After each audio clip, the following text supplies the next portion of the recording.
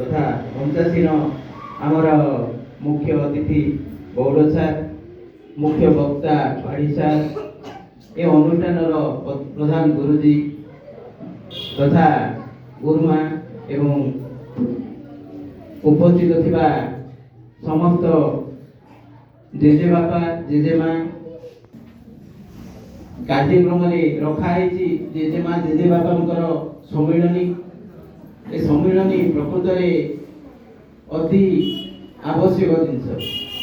मु प्रथम रु आसी देखिली जे जेजेमा जेजेमा भूमिका ए छात्र मान प्रति अतुलनीय।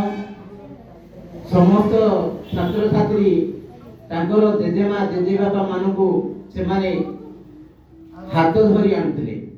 एइथुर आमे प्रमाणित हेले जे ए छात्र छात्री मानकर अति स्नेही, अति आपणार, अति हृदयर किए नुहंती से माने हेले ए जेजे बापा आ जेजे मां।